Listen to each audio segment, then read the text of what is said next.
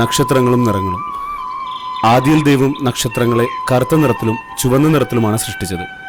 കാലം ചെന്നപ്പോൾ ചുവപ്പ് നക്ഷത്രങ്ങളും കറുത്ത നക്ഷത്രങ്ങളും തമ്മിൽ വർണ്ണത്തെ ചൊല്ലി വഴക്കാരംഭിച്ചു.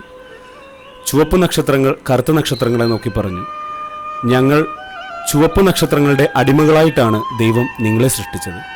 അതിനാൽ നിങ്ങൾ ഞങ്ങൾക്ക് വേണ്ടി അടിമവേല ചെയ്യണം. കറുപ്പ് നക്ഷത്രങ്ങൾ പറഞ്ഞു, ഞങ്ങളും ദൈവത്തിൻ്റെ മക്കളാണ്, ആരെയും ദൈവം അടിമകളായി സൃഷ്ടിച്ചിട്ടില്ല. തർക്കമൂത്ത് വഴക്കായി. അവസാനം അത് കയ്യേറ്റത്തിൽ കലാശിച്ചു. നക്ഷത്രങ്ങൾ തമ്മിലുള്ള പോരാട്ടം ദൈവം കാണാനിടയായി. കുപിതനായ ദൈവം നക്ഷത്രങ്ങളെയെല്ലാം ആകാശത്ത് നിന്ന് നീക്കിക്കളഞ്ഞു. നക്ഷത്രങ്ങൾ ആകാശത്ത് നിന്ന് നീക്കം ചെയ്യപ്പെട്ടതോടെ ആകാശത്തിൻ്റെ പ്രഭ മങ്ങി. ദുഃഖിതനായ ആകാശദേവൻ ദൈവത്തോട് പരാതി ബോധിപ്പിച്ചു. ആകാശദേവന്റെ അഭ്യർത്ഥന ചെവികൊണ്ട ദൈവം നക്ഷത്രങ്ങളെ വീണ്ടും ആകാശത്തിൽ അങ്ങിങ്ങായി നിർത്തി. എന്നാൽ ദൈവം പിന്നീട് നിർത്തിയ നക്ഷത്രങ്ങൾക്ക് നിറമില്ലായിരുന്നു. അവ തിളങ്ങുമ്പോൾ വെള്ളയായി കാണപ്പെട്ടു. അത്തരം നക്ഷത്രങ്ങളെയാണ് ഇന്ന് നാം ആകാശത്തിൽ കാണുന്നത്.